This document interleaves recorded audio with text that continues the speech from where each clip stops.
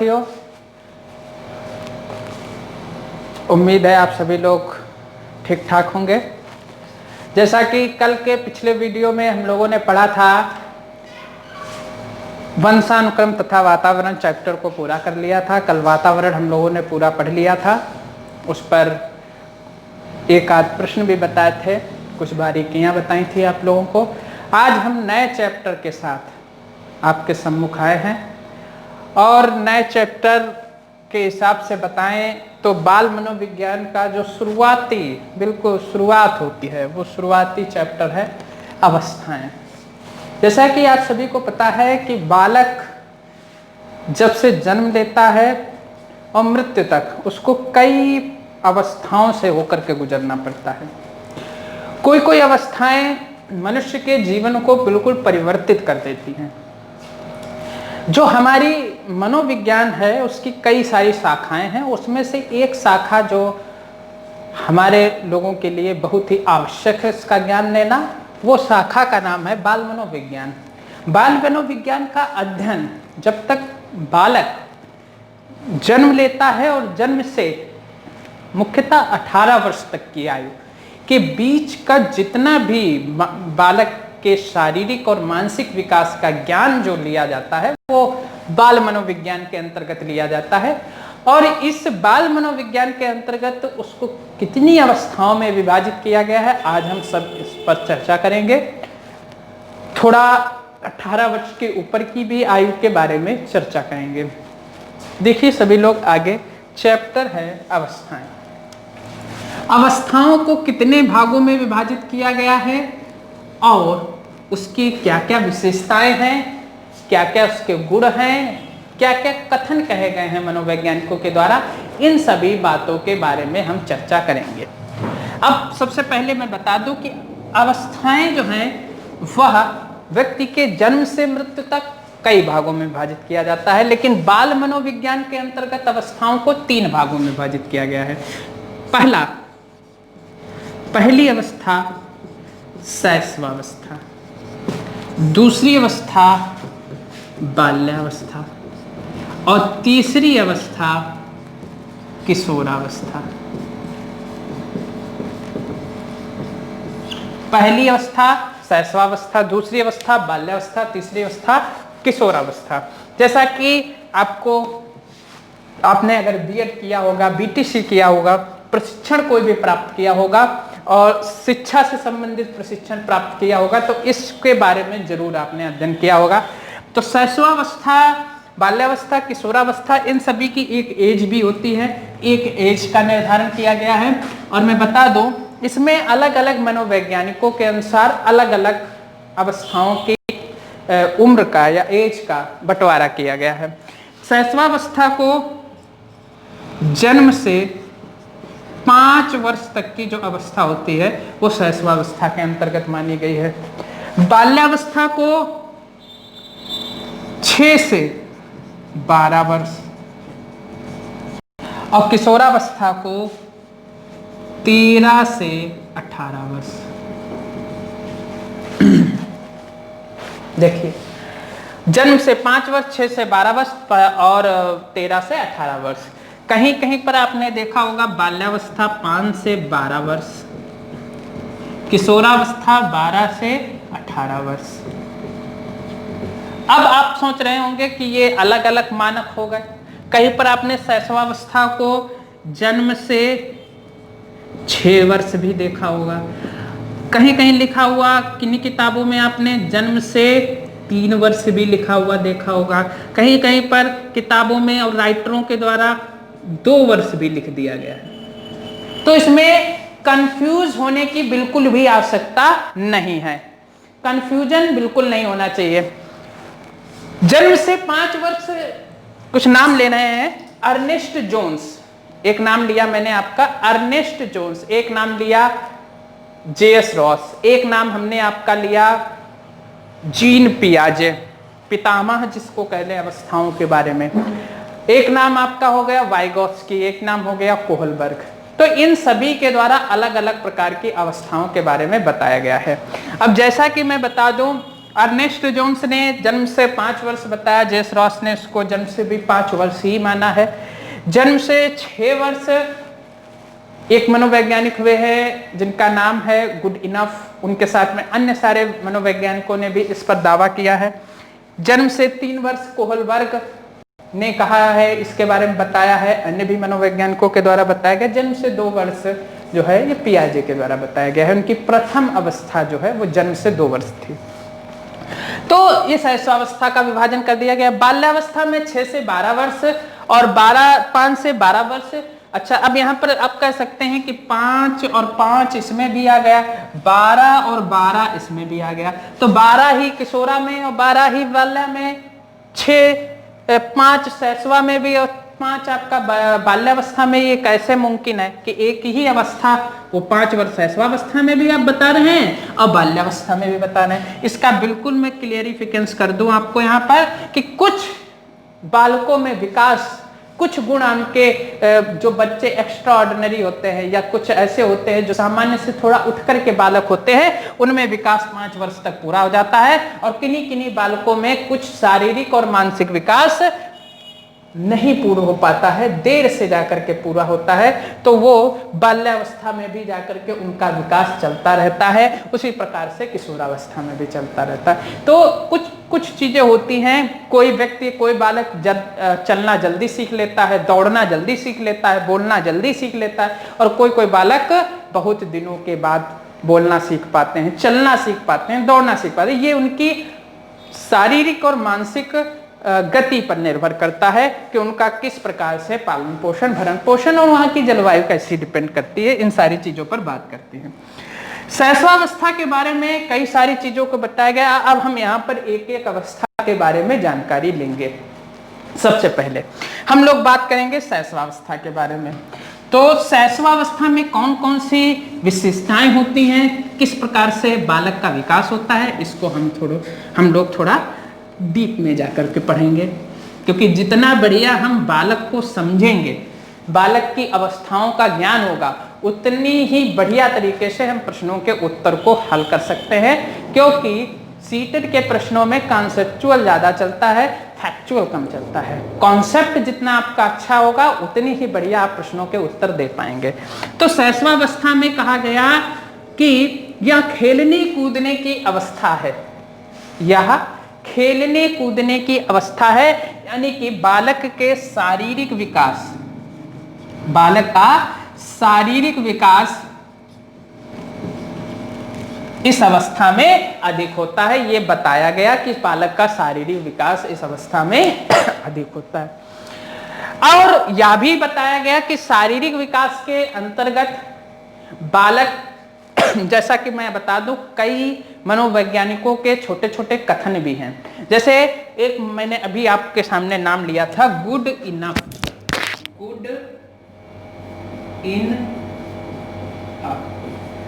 मनोवैज्ञानिक का नाम है गुड इनफ। गुड इनफ जो नाम लिया गया था, उन्होंने बताया था कि बालक का विकास जितना पूरे जीवन काल में नहीं होता है, उतना उसका शुरुआत के 3 वर्षों में हो जाता है बालक का विकास। तो जैसे बालक का विकास जन्म से 3 वर्ष, जन्म से 3 वर्षों के मध्य में हो जाता है बालक का विकास।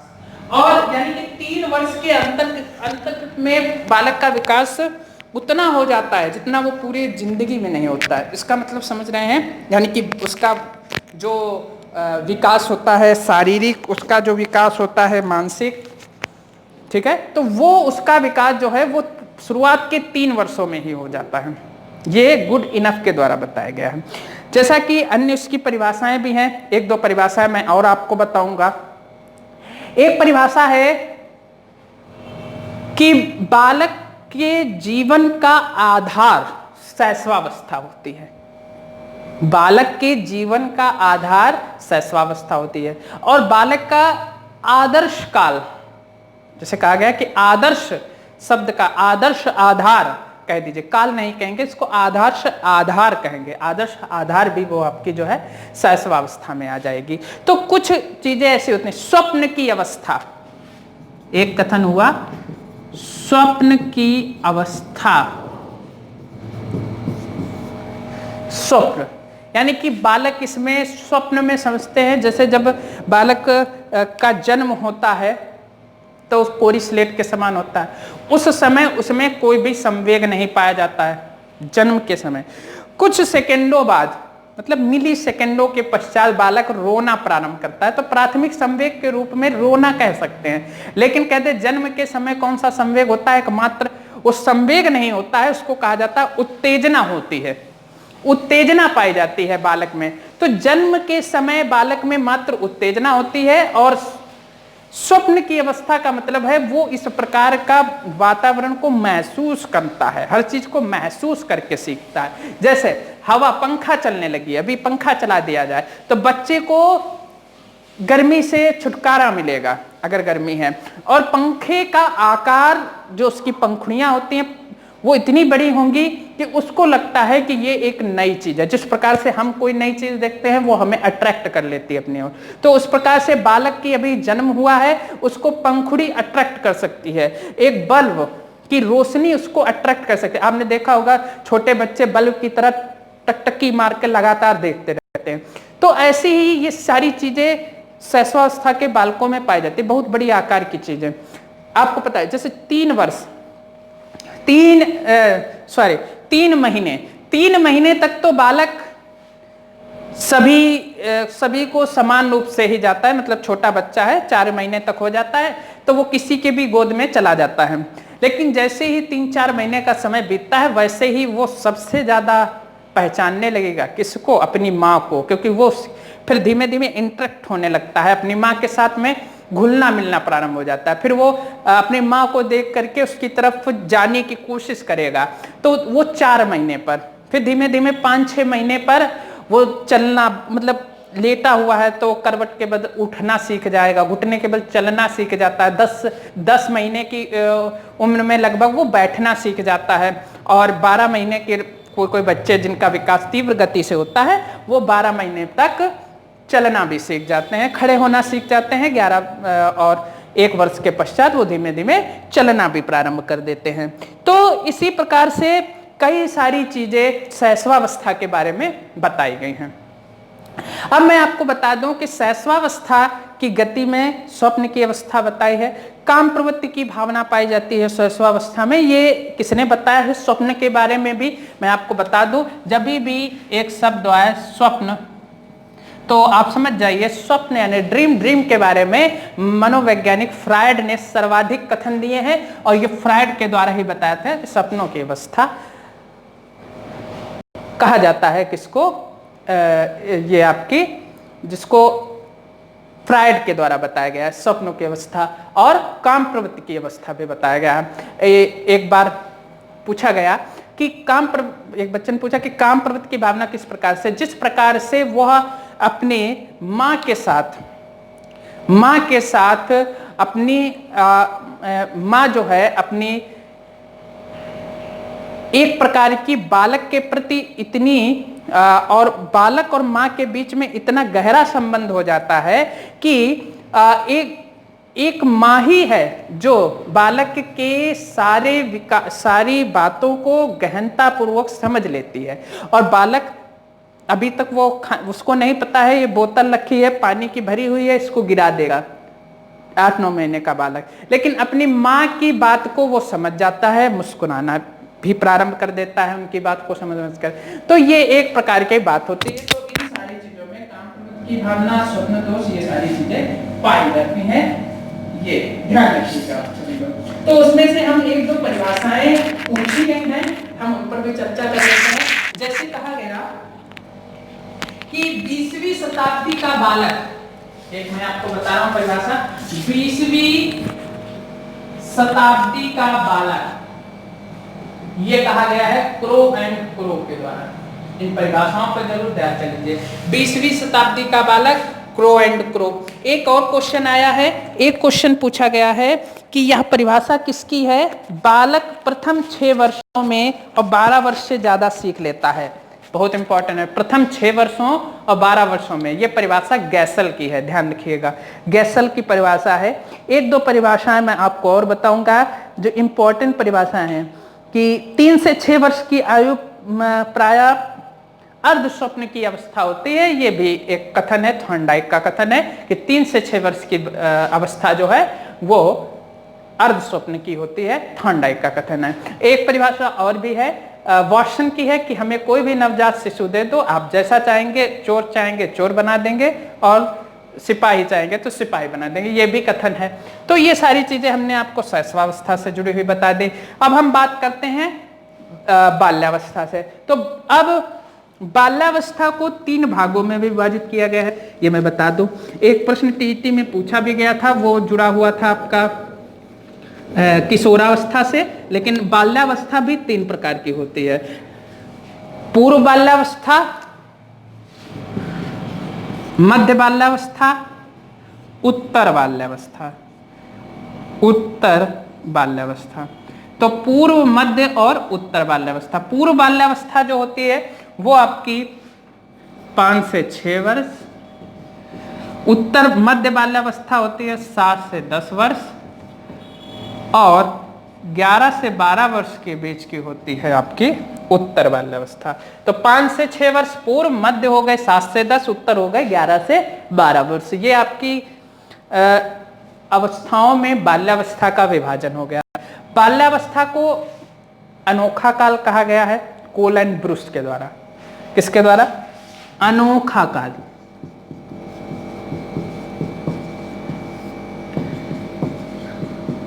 कोलगेट एंड ब्रुश मंजन, कोल एंड ब्रुश के द्वारा अनोखा काल।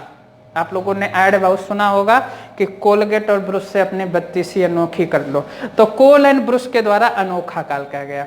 कहा गया बाल्यावस्था मिथ्या की अवस्था है। बाल्यावस्था मिथ्या, मिथ्या समझते हैं आप लोग झूठ, तो मिथ्या की अवस्था है।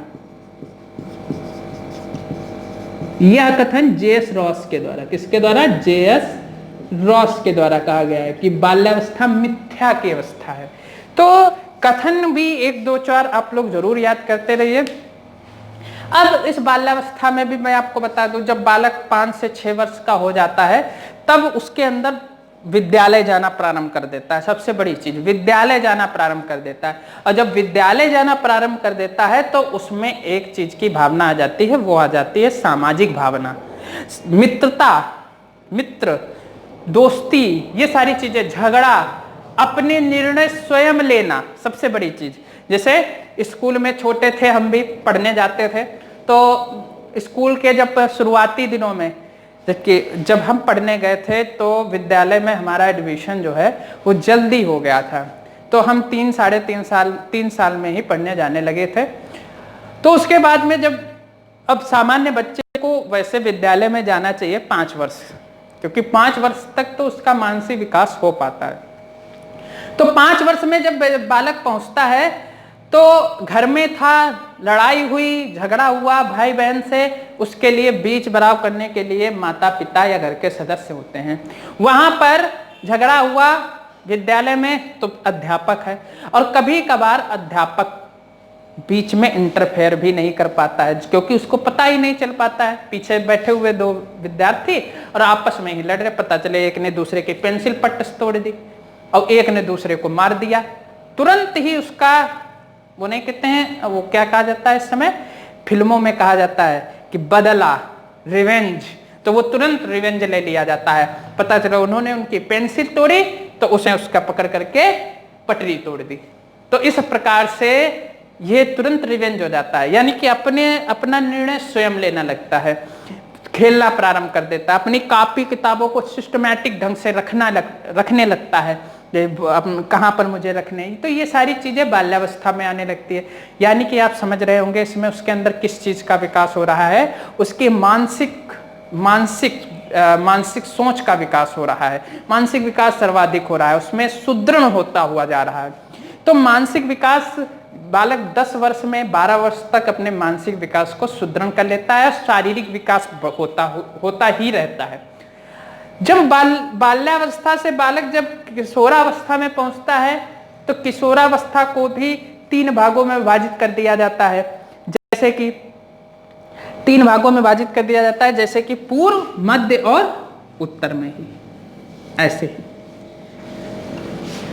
पूर्व, मध्य और उत्तर में ही विभाजित कर देता है। अब वो 12 से 18 वर्ष थी, तो 12 से 13 वर्ष ये पूर्व हो गया, 14 से 16 वर्ष ये मध्य हो गया, और 17 से 18 वर्ष ये हो गया। देखिए, जब भी आपसे प्रश्न पूछा जाए कि टीन एज कितने बीच के होती है, तो 13 से 19 वर्ष।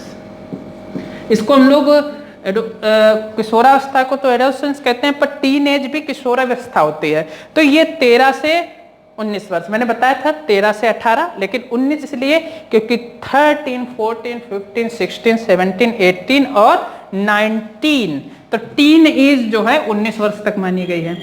अब इस टीन एज में अर्नेस्ट जोन्स के द्वारा बताया गया है पूर्व, मध्य, उत्तर हो गया। कथन बहुत इंपॉर्टेंट है, इसके एक दो कथन है। कहा गया कि आंधी नहीं, संघर्ष और तूफान की अवस्था किशोरावस्था है। कथन है संघर्ष और तूफान की अवस्था। संघर्ष और तूफान की अवस्था किशोरावस्था है, ठीक है। और कथन दिया गया कि सबसे ज्यादा, अच्छा एक और चीज है, दिवा स्वप्न की अवस्था। दिवा स्वप्न समझते हैं, खुली आंखों से सपने देखना, दैट इज कॉल्ड दिवा स्वप्न। दिवा स्वप्न की अवस्था वो भी किसके द्वारा, किसमें, किशोरावस्था में। कह दिया जाए वीर भावना की अवस्था।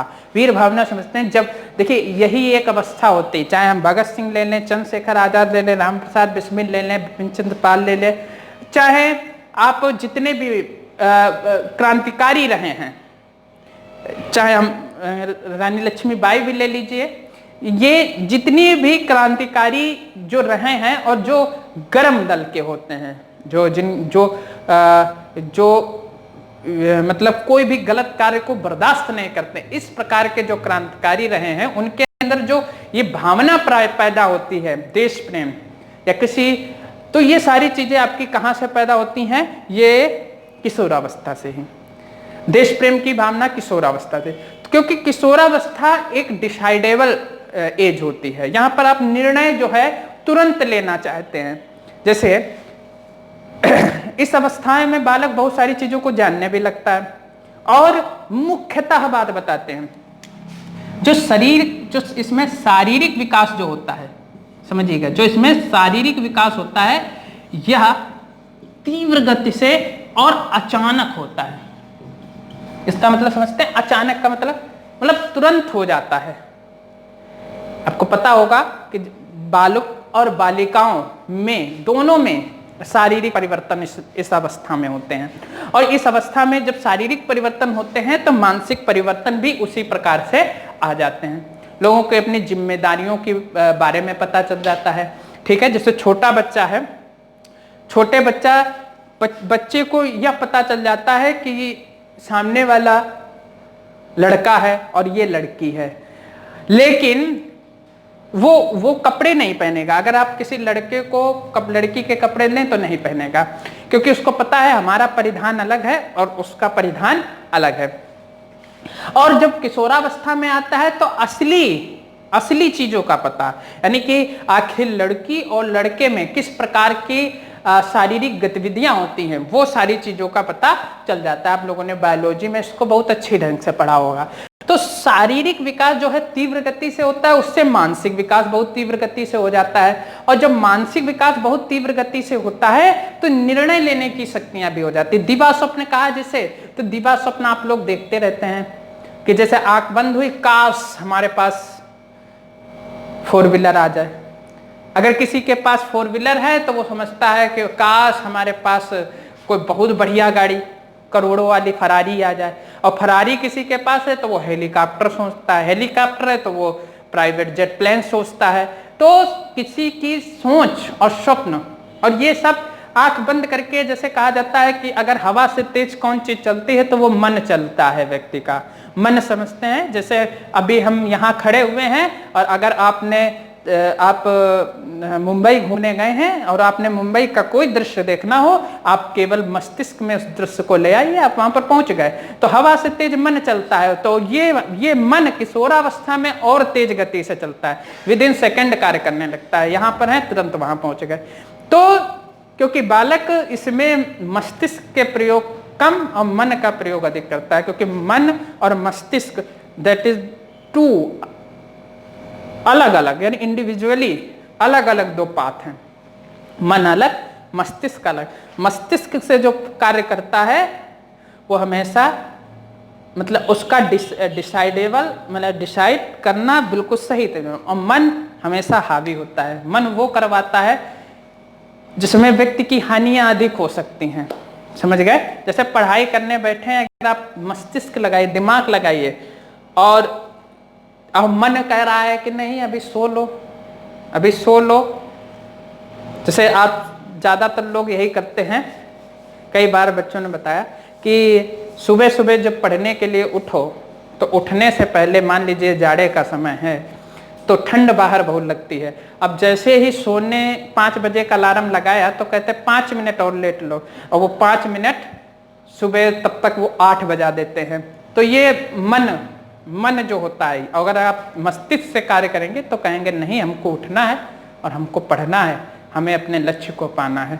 तो ये सारी क्रियाएं किसमें होती हैं? किशोरावस्था में। तो हमने बताया संघर्ष और तूफान की अवस्था भी किशोरावस्था की। तो एक दो वक्तव्य हैं जिनको हम लोग और जान लेते हैं। जैसा कि एक वक्तव्य कहा गया है कि गंभीर उथल पुथल की अवस्था है, ठीक है, उच्चतर मानवीय विशेषताओं की अवस्था है, और वर्तमान और भविष्य की भावी शक्तियों की विशेषता है। तो वर्तमान और भविष्य भावी शक्तियों की विशेषता है, ये क्रो एंड क्रो के द्वारा कहा गया है। संघर्ष, तूफान, आंधी तूफान, ये जब कुछ भी आ जाए, उथल पुथल की अवस्था, ये सब स्टेनले हॉल के द्वारा बताया गया। अब हम इस नाम पर भी थोड़ी चर्चा कर लेते हैं। स्टेनले हॉल के द्वारा एक पुस्तक भी लिखी गई है जिसका नाम है एडोलसेंस, जिसको किशोरावस्था हिंदी में इसका उच्चारण होता है।